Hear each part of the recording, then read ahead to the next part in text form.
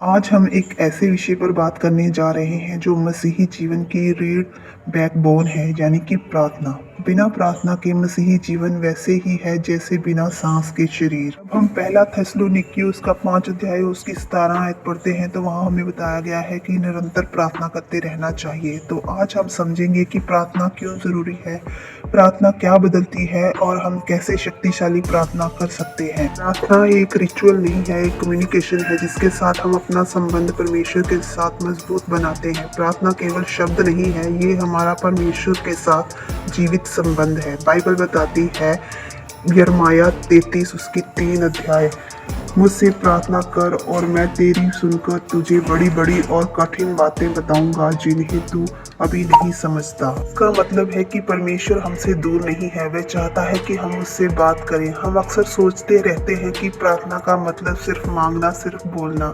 लेकिन सच्चाई ये है कि प्रार्थना एक दो तरफा रिश्ता, टू वे रिलेशनशिप है।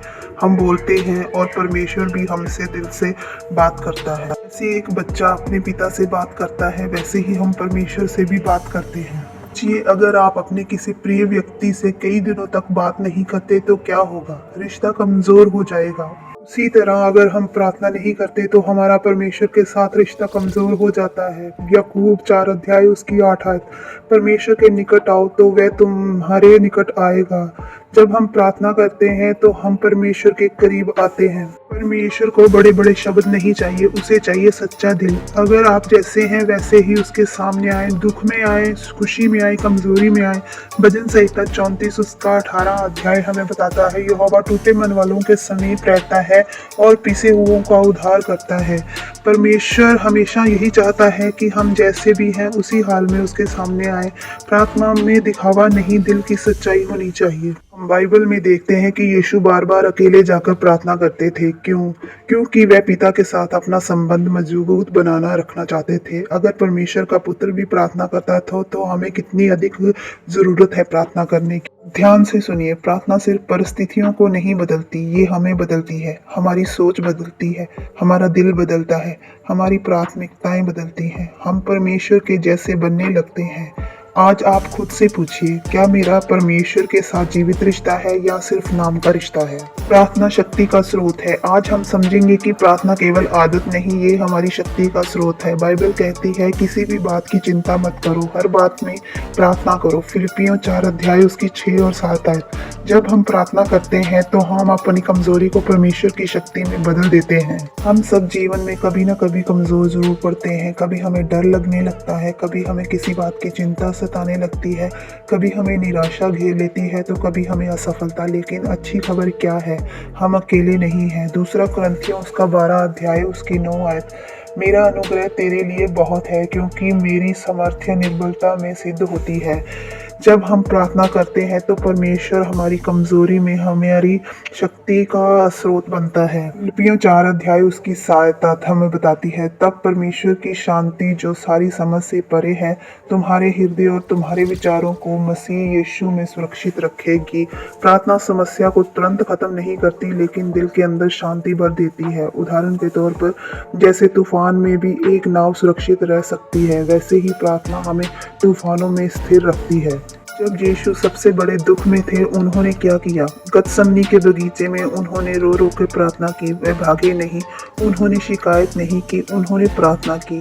मतलब कि संकट के समय में भी हमारी सबसे बड़ी प्रतिक्रिया प्रार्थना होनी चाहिए, क्योंकि प्रार्थना हर काम करने की शक्ति रखती है। जब डर हमें घेर लेता है तो प्रार्थना हमें खड़ा करती है। भजन संहिता उसका 27 अध्याय उसकी 1 आयत, यहोवा मेरा प्रकाश और मेरा उद्धार है, मैं किससे डरूं? प्रार्थना से डर भागता है, विश्वास बढ़ता है, आप अंदर से मजबूत हो जाते हो। ध्यान से सुनिए, जीवन सिर्फ फिजिकल नहीं है, ये एक आत्मिक युद्ध भी है। इफिसियों 6 अध्याय उसकी 18 आयत, हर समय आत्मा में प्रार्थना करो क्योंकि प्रार्थना हमें स्पिरिचुअल वेपन बनाती है, जो कि हम शैतान की हमलों से बचे रहते हैं और स्थिर रह सकते हैं। कभी कभी हम जीवन में थक जाते हैं, हार मानने का मन करता है, लेकिन यशायाह 40 अध्याय उसकी 31 आयत जो यहोवा की बाट जोड़ते हैं वे नया बल प्राप्त करते हैं। प्रार्थना हमें रिफ्रेश करती है, नया जोश, नई उम्मीद, नई ताकत हम में भरती है ताकि हम जीवन में आगे बढ़ सकें।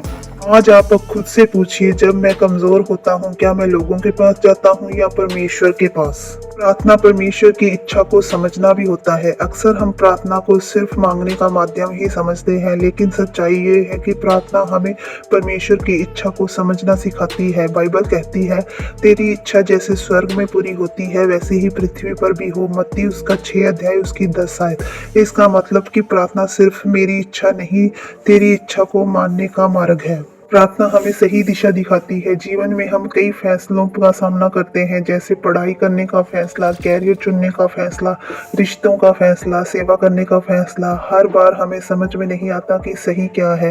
नीति वचन उसका 3 अध्याय उसकी 5 और 6 है। तू अपनी समझ का सहारा ना लेना, वरन संपूर्ण मन से यहोवा पर भरोसा रखना, उसी को समान करके अपने सब काम करना, तब वह तेरे लिए सीधा मार्ग निकालेगा।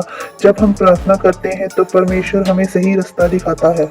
जब हम प्रार्थना करते हैं तो हमारे आगे सबसे बड़ी चुनौती क्या आती है कि अपनी इच्छा को छोड़ना। हम कहते हैं प्रभु मेरी इच्छा को पूरी कर, लेकिन सही प्रार्थना है प्रभु तेरी इच्छा पूरी हो। यीशु ने कहा, मेरी नहीं परंतु तेरी इच्छा पूरी हो। ये समर्पण का सबसे बड़ा उदाहरण है। कई बार हम कुछ मांगते हैं लेकिन हमें नहीं मिलता। हम सोचते हैं प्रार्थना काम नहीं कर रही, लेकिन सच्चाई परमेश्वर ना भी कह सकता है क्योंकि उसके पास बेहतर योजना है। रोमियो 8 अध्याय उसकी 28 आयत। सब बातें मिलकर भलाई ही उत्पन्न करती हैं। परमेश्वर हमें वही देता है जो हमारे लिए सही होता है। ध्यान से सुनिए, प्रार्थना सिर्फ बोलना नहीं है, सुनना भी है। शांत समय बिताना, परमेश्वर की आवाज को महसूस करना, पवित्र आत्मा की अगुवाई लेना। जब आप चुप होते हैं तब परमेश्वर बोलता है। कभी कभी हम सोचते हैं कि परिस्थितियां बदलें, लेकिन परमेश्वर हमें बदलना चाहता है। हमारा एटीट्यूड बदलना चाहता है, हमारी सोच बदलना चाहता है, हमारी प्राथमिकताएं बदलना चाहता है। ये तब समझ में आता है जब हम परमेश्वर की इच्छा को जान सकते हैं। आज आप खुद से पूछिए, क्या मेरी प्रार्थना सिर्फ मांगने तक सीमित है या परमेश्वर की इच्छा भी खोज रही है? इसलिए हमें अपनी प्रार्थना को इस योग्य बनाना है कि हम परमेश्वर की इच्छा को जान सकें। मेरे भाइयों और मेरी बहनों, इन बातों को भी समझना बहुत ही आवश्यक है कि प्रार्थना के द्वारा बहुत से बड़े चमत्कार होते हैं। कई बार रोगी चंगे हो जाते हैं, कई बार किसी के रुके हुए काम पूरे हो सकते हैं। इसलिए प्रार्थना चमत्कारों का द्वार माना जाता है। बाइबल बताती है, याकूब उसका 5 अध्याय उसकी 16 आयत हमें बताती है कि धर्मी जन की प्रार्थना के प्रभाव से बहुत कुछ हो सकता है। इसका मतलब कि जब हम सच्चे दिल से प्रार्थना करते हैं तो स्वर्ग हिल जाता है और असंभव कार्य भी संभव हो जाता है। हमारे जीवन में कभी कभी ऐसी परिस्थितियां आती हैं जहां सारे रास्ते बंद हो जाते हैं। कई बार बीमारी होती है, कई बार आर्थिक समस्याएं होती हैं, कई बार रिश्तों का टूटना होता है, कई बार हम अपने जीवन में असफलता को महसूस करते हैं। लेकिन जहां इंसान की सीमा खत्म होती है वहीं परमेश्वर का काम शुरू होता है। मत्ती उसका 19 अध्याय उसकी 26 आयत। मनुष्यों में ये नहीं हो सकता परंतु परमेश्वर से सब कुछ हो सकता है। मेरे भाइयों और मेरी बहनों, हमें बाइबल की उन प्रार्थनाओं को नहीं भूलना जो हमारे लिए प्रेरणा का स्रोत है। जैसे एलिया ने प्रार्थना की और आसमान से बारिश हुई, कलीसिया ने प्रार्थना की और पतरस जेल से छूट गया। ये कहानियां सिर्फ इतिहास नहीं है, ये आज भी सच हो सकती हैं। प्रार्थना के प्रभाव से बहुत से बड़े बड़े काम हो सकते हैं। ध्यान से सुनिए, प्रार्थना सिर्फ हमें नहीं बदलती, ये परिस्थितियों को बदल सकती है, बंद दरवाजे खोल सकती है, रास्ते बना सकती है, समस्याएं हल हो सकती हैं। मरकुस 11 अध्याय उसकी 24 आयत। जो कुछ तुम प्रार्थना में मांगो विश्वास करो कि पा लिया। विश्वास के साथ की गई प्रार्थना चमत्कार लाती है। सबसे बड़ी कुंजी है विश्वास। प्रार्थना के साथ एक चीज का जरूरी होना है, वो है विश्वास। इब्रानियों 11 अध्याय उसकी 6 आयत। विश्वास के बिना परमेश्वर को प्रसन्न करना असंभव है। अगर हम संदेह के साथ प्रार्थना करते हैं तो चमत्कार को रोक लेते हैं। विश्वास रखो, भरोसा रखो, परमेश्वर पर टिके रहो और धैर्य बनाकर रखो। हर चमत्कार तुरंत नहीं होता, कभी तुरंत हो जाता है तो कभी समय लगता है और कभी अलग तरीके से होता है। लूका उसका 18 अध्याय उसकी 1 आयत। हिम्मत ना हारे, सदा प्रार्थना करे। सच्ची प्रार्थना हार नहीं मानती। बहुत लोग सोचते हैं चमत्कार तो पहले होते थे लेकिन आज नहीं होते, लेकिन सच्चाई परमेश्वर आज भी वही है।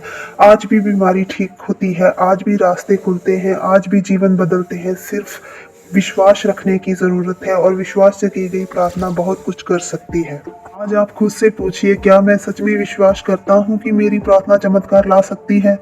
जी हाँ, आपकी प्रार्थना वाक़ई ही चमत्कार ला सकती है, क्योंकि अगर आप परमेश्वर की इच्छा के अनुसार प्रार्थना में लगे रहेंगे और उसकी इच्छा के अनुसार चलेंगे तो प्रार्थना ज़रूर चमत्कार लाएगी। प्रार्थना का असर शब्दों में नहीं बल्कि दिल से होता है। सच्ची प्रार्थना स्वर्ग तक पहुँचती है। जब हम सही तरीके से प्रार्थना करते हैं तो परमेश्वर का आत्मा काम करता है और बहुत से बड़े चमत्कार हो सकते हैं। जब इंसान घुटनों पर आता है तब परमेश्वर उनकी जिंदगी को ऊंचा उठा देता है। प्रार्थना छोटी हो सकती है लेकिन उसका प्रभाव जीवन को पूरी तरह बदल सकता है।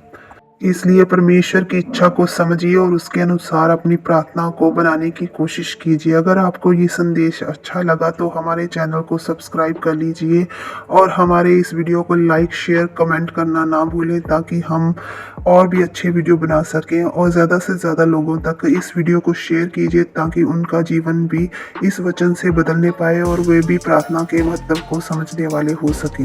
आमीन।